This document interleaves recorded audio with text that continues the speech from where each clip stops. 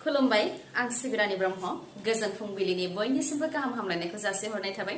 नोंथांमोननि थाखाय आं माखासे खौरां लानानै फैबावबाय अन्नानै भिडिअखौ जोबजासिम नायलांदो गोरलैयै रां आर्जिनो हास्थायनाय माने खैफोद बलिउडनि सावथुनफोराव 2 गुन रां बानायनायनि लब दिन्थिनानै खौथि रां लुथिनाय जाथायफोरखौ नुनो मोननाय जायो नाथाय चिरां जिल्लायाव थारैनो बेबायदि जाथाया नुजाथिदों 3 लाख रां होनो हायोब्लानो खौथि रां मोननो हागोन जादु थोन्थोर मोन्थोरनि गेजेरजों रां बानायनो हाग्रा बाबा हमजादों चिरां जिल्लानि बांगलदबा ओनसोलाव हमनो हादों नंखाय बाबा रायजो राजाफ्रा फोरमायथिनाय बायदिब्ला थांनाय माखासे सान सिगांनिफ्रायनो चिरां जिल्लानि माखासे ओनसोलफ्राव नंखाय बाबाया सुबुंफोरनि न' हाबदोंमोन आरो 3 लाख रां होनो हायोब्ला थोन्थोर मोन्थोरनि गेजेरजों खौथि रां बानायनानै होनो हायो होननानै सुबुंफोरखौ थगायदोंमोन आरो बेबायदिनो नंखाय बाबाया गोबां सुबुंफोरनिफ्राय रां लादोंमोन गुबुन सानफोर बायदियैनो बांगालदबा ओनसोलावबो हाबफैदोंमोन नंखाय बाबाया जेराव गंसे न'खराव हाबनानै थोन्थोर मोन्थोरनि गेजेरजों गोबां रां बानायनो थाखाय खामसालियाव गोसोम सि खोंखन जोब्बायमोन जेराव बक्सनि सायाव माखासे रां आरो संग्राय सायाव थालिर बिलाइ दै सान्थि त्रिशुल सिन्दुर बायदि लानानै थाग थियारि जागासिनो दंमोन नंखाय बाबाया बेवनो सांग्रां रायजो राजाफ्रा थांनानै नंखाय बाबाखौ हमनो हादों साबा दुथांफोरनि मादाव सानैया खारखुमादोंमोनब्लाबो रायजो राजाफ्रा होसोनानै सानैखौबो हमनो हादों बेनि उनाव बासुगाव थानायाव खौरां हरनानै बासुगाव पुलिसनि आखायाव गथायनानै हरदों दुथांफोरखौ फोरमायथिनाय बायदिब्ला नंखाय बाबा आरो नंखाय बाबाजों थाफानाय सुबुंफोरा गासैबो मुस्लिम गोजामोन नाथाय दुथांफोरा हिन्दु जाफ्लानानै गामि हाबदोंमोन आरो रां होयोब्ला बे रांखौ जादु थोन्थोर मोन्थोरनि गेजेरजों गोबां बुरजा रां बानायनानै होनो हायो होननानै सुबुंफोरखौ लब दिन्थिनानै सुबुंफोरनिफ्राय गोबां रां लुथिनानै लांदोंमोन दुथांफोरा रथ यात्रा सोलिफुबाय थानाय समावनो मोब्लिब नांनानै सा 7नि जिउ खहा जादों आरो सा 19 जोखोम जादों बे दुखुनांथाव जाथाया त्रिपुरानि उनाक'ति जिल्लानि कुमारघाटआव जादों जेराव गोबां सुबुंफोरा रथ यात्रा खालामदोंमोन हिन्दु धोरोमनि इसोर जगन्नाथ आरो माखासे देवी देवताफोरखौ थानसालि फारसे रथजों लाबोफिनबाय थानाय समावनो रथआव अर नांदों आरो बे गिथावना जाथाया जानो मोन्दों रिपर्टनि बायदिब्ला रथखौ लहानि बानायनाय जादोंमोन आरो जोबोर गेदेर बानायनाय जादोंमोन लोगोसे गोबां साजायनायबो जादोंमोन नाथाय रथआ गेदेर आरो गोजौ जानायलाय गोबां गोहो थानाय मोब्लिब ताराव नांहैदों जायजों रथआव अर नांदों आरो रथ यात्रा खालामनाय सुबुंफोराबो खामथार जानो गोनां जादों मोब्लिब बोगथाबनायजों सुबुंनि देहायाव अर नांनायनि थाखाय खामनाय जाथायखौ मेगनजों नुदोंब्लाबो रैखा खालामहैनो थाखाय रावबो गोहो मोनाखै जाहोनाव सा 7 सुबुंफोरा लामायावनो खामथारनानै थैनो गोनां जादों अर खामनाय जाथायनिफ्राय रैखा मोननो थाखाय गुबुन सुबुंफोराबो सेरखाय बेरखाय खारनो गोनां जादों रिपर्टनि बायदिब्ला थैनाय सा 7नि मादाव सानैया उन्दै गथ'साफोर सा 7नि जिउ गोमानायनि अनगायैबो बे अर खामनाय जाथायजों सा 19 जोखोम जादों जेराव सा 19नि मादाव सा 6आनो गोब्राबै जोखोम जादों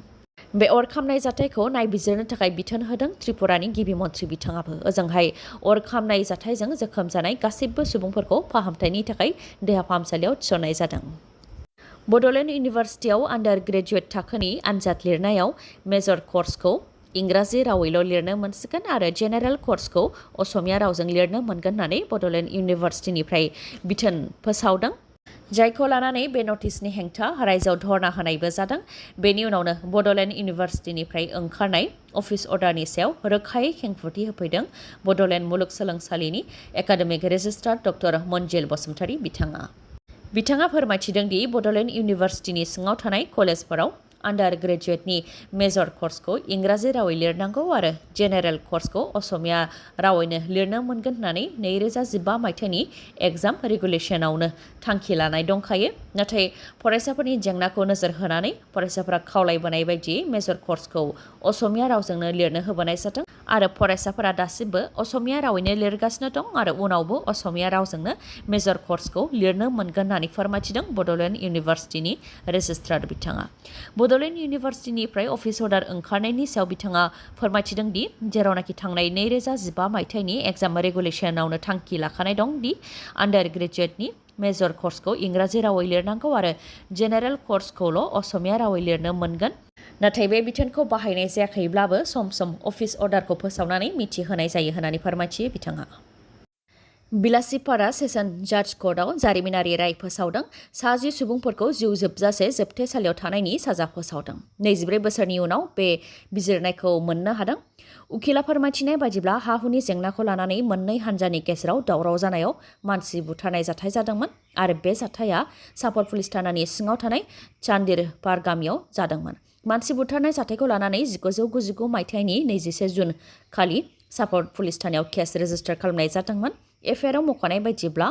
साहिर आली, जहर आली आरो हासान आली साथामा जेब्ला न'फारसे फैबाय थादोंमोन बेयावनो 12 सुबुंफोरा बिथांमोननि सायाव गुलि गावदोंमोन, जाय गुलिया साहिर आली आरो जहर आलीनाव नांदोंमोन आरो बिथांमोनहा थैनो गोनां जादोंमन। नाथाय बेनि उनावबो दुथांफोरा साहिर आली आरो जहर आलीखौ गोबौ हाथियारजों दानख्लाब सुख्लाब खालामदोंमोन,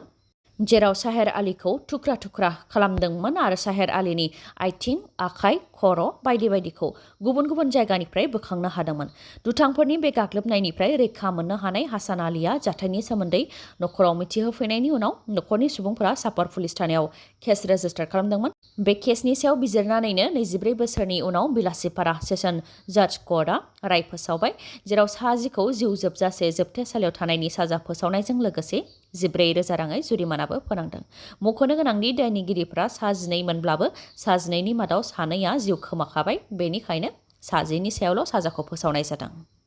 बिएलटिनि गायसनगिरि बिरसिलागां बसुमतारीनि 26थि थैनाय सान फालिदों। क'क्राझार जिल्लानि दतमा साखाथियाव थानाय बंसिगावआव थानाय बिरसिलागांपुरियाव बिरसिलागां बसुमतारीनि थैनाय सान फालिदों, जेराव बिटिसिनि बारग' गाहाय हाग्रामा महिलारि, बारग' लेङाइ गाहाय खाम्फा बरगयारी आरो गुबुन गुबुन दैदेनगिरिफ्रा बाहागो लानानै बिबारजों मान बावदों। खाम्फा बरगयारी बिथाङा फोरमायथिदों दि जेब्ला बिएसि गोरोबथा जादोंमोन, बे गोरोबथानि गेजेरजों संबिधानिक रैखाथि गैयैखौ मोनदांनानै बिएसि गोरोबथानि उनाव दसे सम नेथ'नानै बिएलटि हाथियार दैग्रा आफादखौ जोनोम होदोंमोन आरो बे आफादनि गिबि फाउन्डार चेयारमेना बिरसिलागां बसुमतारीमोन। बिथां बिरसिलागां बसुमतारीनि दैदेननायावनो बिएलटिआ सोमावसारदोंमोन आरो बिथांनि दैदेननायजों सोमावसारनायनि गेजेरजोंनो 6th शिड्युलनि सिङाव बिटिसि गोरोबथा जादोंमोन, जायजों बर' हारि, राव, हारिमु आरो थुनलाइया जौगादोंमोन। नाथाय दुखुनांथाव, बिरसिलागां बसुमतारी बिथाङा आफादखौ दैदेनबाय थानाय समावनो केन्सार जानानै 1997 मायथाइनि 28 जुन खालि रुंसारि जादोंमोन होननानै फोरमायथिदों खाम्फा बरगयारीया। लोगोसे खाम्फा बरगयारीया बुंथिबावदों दि बिरसिलागां बसुमतारीखौ बिर हिसाबै गासै बिएलटिआनो मानिगोन आरो जाहाथे गासै बर'फोराबो बिथांखौ बिर हिसाबै मानियो, बेनि थाखायबो खावलायहरो बिथां खाम्फा बरगयारीया। फोरमायथिबावनो गोनांदि बिरसिलागां बसुमतारीनि थैनाय सान फालिनायाव बिएलटिनि दैदेनगिरिफ्रा बाहागो लानायनि अनगायैबो एमएलए लरेन्स इस्लारि बिथाङाबो बाहागो लादों। बोसोरफ्रोमबो रायजो राजाफोरजों लोगोसे दतमा एबसुआ बिरसिलागां बसुमतारीनि थैनाय सानखौ फालिबोदों होननानै फोरमायथिदों। जायनाखि बिथाङा बर' हारिनि थाखाय जिउ बावदों, बेनिखायनो बिथांखौ मान बावबोदों आरो बिटिसिनि मोन 40 बियाबावनो मोनफायै बिरसिलागां बसुमतारीनि मुङाव स्टेडियाम लुनो थाखायबो बावैसो जानाय इसि मिटिंआव बिटिसि सोरखाराबो थांखि लादों होननानै फोरमायथिदों MLA Lawrence Islary. Coordination for Udalguri HPC demand कमिटिनि बानजायनायाव उदालगुरि, भेरगाव आरो तामुलपुर साब डिभिजनाव धर्ना होनाय हाबाफारि लादों, जेराव एबसु, बर' थुनलाइ आफाद, आइजो अनसाय आफाद, ट्राइबेल संघ आरो गुबुन गुबुन आफादफोरा बाहागो लादों। बिसायख'थि आय'गआ बियाब दाफामनायनि ड्राफ्ट फोसावनायनि हेंथा खालामनानै धर्ना होनाय हाबाफारि लादों बिथांमोनहा। भारतनि बिसायख'थि आय'गआ जोंखौ खोमसियाव दोननानै 6th शिड्युल आरो नन 6th शिड्युल ज' खालामनानै बियाबफोरखौ दादों आरो बेबायदि खालामनाया आयेनखौ सिफायनाय जादों। बिसायख'थि आय'गआ जोंखौ खोमसियाव दोननानै सोरनिबा सार्थआव बेबायदि खालामदों नामा होननानैबो बुंथियो दिपेन बर' बिथाङा। लोगोसे दरं लकसभा बियाबखौ मोन 11 बिधान सभाजों दादों, बेखौ गनाया आरो जोंनि बिधान सभा अदेबानि बिटिआरनि बिधान सभाखौ लानानैनो उदालगुरि मुङै लकसभा दानो नांगौ, जेरावनाखि 2008 मायथाइनि ड्राफ्ट फोसावनायाव क'क्राझार लकसभा आरो उदालगुरि लकसभा मोननो हादोंमोन। नाथाय दानि ड्राफ्ट फोसावनायाव बिटिसिनि मोनद' बिधान सभा बियाबखौ दरंजों सरजाबनानै दरं लकसभाखौ दादों आरो 11टा बिधान सभा थानाय देरसिन बियाब खालामदों, जेराव डिफुखौ मोनद' बिधान सभाजों लकसभा बियाब दादों आरो करिमगन्जखौबो मोनद' बिधान सभाजों लकसभा दादों। अब्ला जोंनि बिटिआरनि सिङाव मोनद' बिधानसभाखौ लानानै मानो लकसभा बियाब दानो हाया होननानैबो बुंथियो दिपेन बर'आ। बेनि अनगायैबो बिटिआरआव मोन 15 बिधानसभा मोननो हादोंब्लाबो एसटिनि खथाया सिगांनि बायदियैनो मोनद' सिटैनो थादों। नाथाय आर्टिकल 330 आरो 332 नि बायदिब्ला जोंनि एसटि रिजार्भआ बांनो नांगौमोन। मोन 15 बियाबनि मादाव आरोबाव मोनब्रै एसटि रिजार्भ मोननो नांगौमोन। गासै मोन 10 मोननो नांगौमोन। भेरगाव, गोबरधना, बिजनी, बावखुंग्रि बायदि बायदि बियाबफोराव एसटि रिजार्भ मोननो नांगौमोन होननानै बुंथियो दिपेन बर'आ।